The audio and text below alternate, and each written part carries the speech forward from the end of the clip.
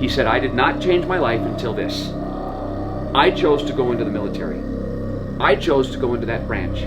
I chose to go into that infantry. I chose to go to Iraq.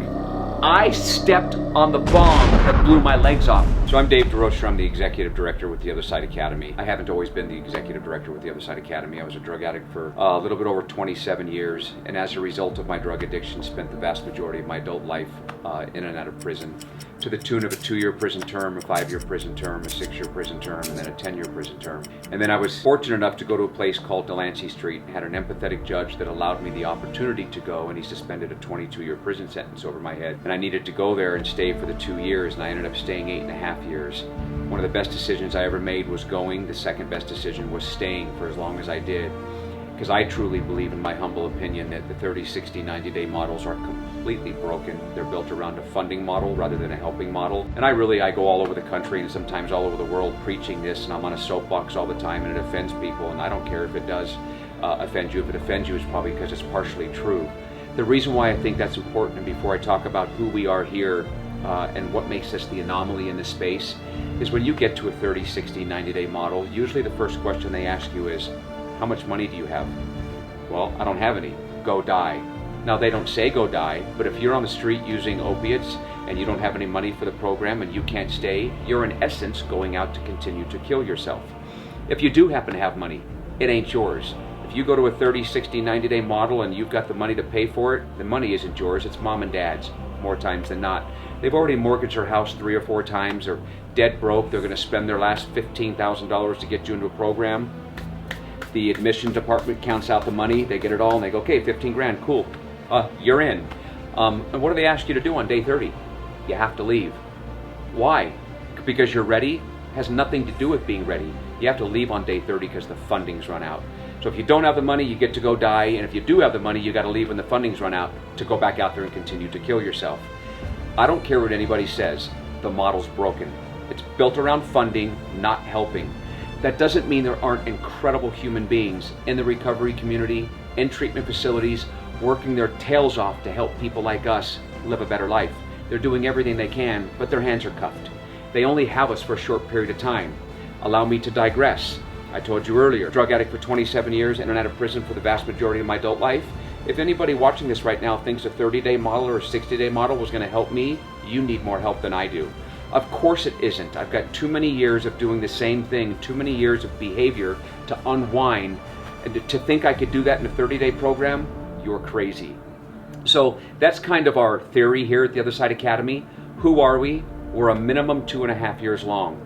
I want you to juxtapose that against the 30, 60, 90-day model. We're a minimum 2.5 years long.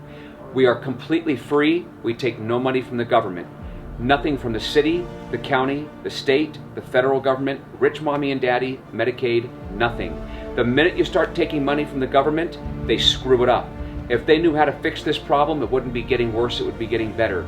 They don't have a clue how to fix it. And the problem in most cases is, when you get to those programs, you're being therapized by a doctor, counselor, or therapist who has no idea who we are. So at the Other Side Academy, it's completely peer-driven. There are no doctors, no counselors, and no therapists. There's no doctor trying to fix the broken person. We destroyed our lives, we should be responsible to fix them. No money from the government, no outside funds coming in. We're a nonprofit, we get donations, but we generate all of the revenue ourselves through our social enterprises. Our moving company, we do about 300 moves a month. Our thrift boutiques, large thrift stores, about 35,000 square feet apiece. A storage facility, a construction company. Those are just a few of the social enterprises that generate the revenue. Why is that important?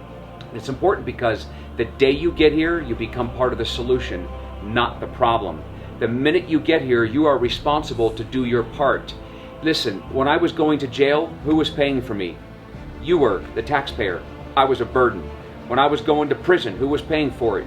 You were, the taxpayer. I was a burden. When I'm going to a program that I'm not paying for, somebody else is paying for it. I'm a burden. Now I know people don't like to hear it like that. And, oh my gosh, it's a disease and the poor drug addict. We're killing more people than we're helping by giving them excuses. We want to talk about triggers and relapse prevention. And we tell people all the time, well, relapse is part of recovery. You go ahead, give a drug addict an inch, they'll take the whole damn yardstick. Tell me that as a drug addict and I'm going to continue to use and say, well, it's part of recovery. Again, I believe fully, right? And nobody wants to do the data, show the data. We're killing more people than we're helping with that methodology. It is not a disease. It is a decision. I've been clean for 17 years. If I decide to use today, it isn't because I woke up in the morning and my disease kicked in, sucked me over to Flacco's house to pick up some dope.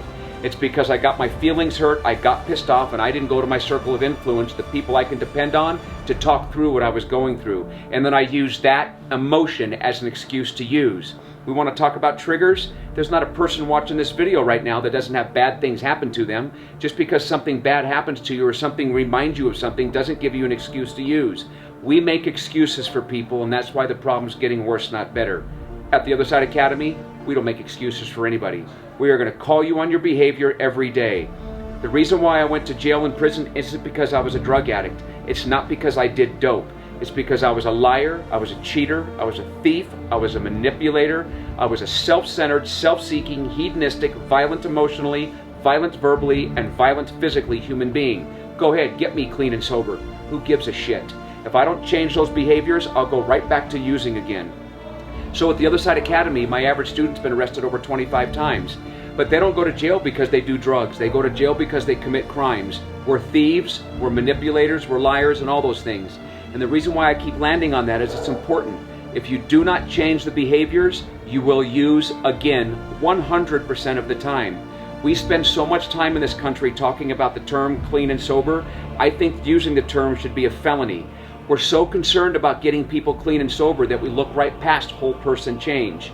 At the Other Side Academy, we're going to work on whole person change.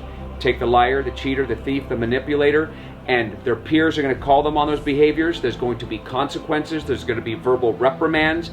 All of those things to help influence change so that when you come in all the things I described, you leave honest, you leave accountable, and you leave with integrity.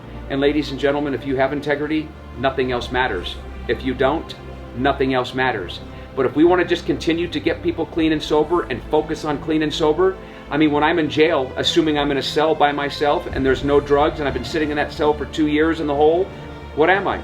I'm clean and sober. What do I do the day I get out? Right to Flacco's house to pick up. I don't give a shit about clean and sober. It's an overused term that's killing people. I care about whole person change, and that's what we're after. And if you take the human being that has broken his life or her life with all of those behaviors that I mentioned and give them the opportunity to become the 2.0 version of themselves and recalibrate their moral compass, they get clean and sober for free. Everything good, everything bad that ever happens to me is because of the decisions I make. I've got a friend named Tommy Parker. He lives in Montana. He was I'll never forget it, man. He speaks my language, and I'll share with you why. He was in the military, he was in Iraq. And when he stepped on the IED, right, when he landed, that's the part he remembers. Looking down, there was nothing there. He said, I went up, they estimated I was about 30 feet in the air when I landed, and all there was tatters of clothing left, and my legs were gone. Fragments, you know, you can imagine, right? He said, when I got home, right, after all the surgeries, he has no legs in a wheelchair. He met him, right? He has a thumb from one hand on the other arm, so he can at least pick something up. Which is a toe. He lives in Montana. They built him a house. One of the nonprofits built him a house, and he started to feel really guilty about the fact that they built him a home, didn't feel like he deserved it, started to feel sorry for himself, started to do drugs, and he got into drugs heavily. Now he's in a wheelchair, he's a drug addict, he's doing everything you could imagine, he's in the court system 25 times before the judge said, that's it, I'm done. Tommy, we're done with you. Can you even imagine how many opportunities and chances they gave him because of his situation? Oh, yeah. He said, I did not change my life until this. I chose to go into the military. I chose to go into that branch. I chose to go into that infantry. I chose to go to Iraq. I stepped on the bomb that blew my legs off. I took the step. I used to blame Iraq. I used to blame America. I used to blame the military. When I took ownership of everything that happened and I took the step, it was my job to find those. I missed it. He said, when I took complete ownership of my life, I was able to change.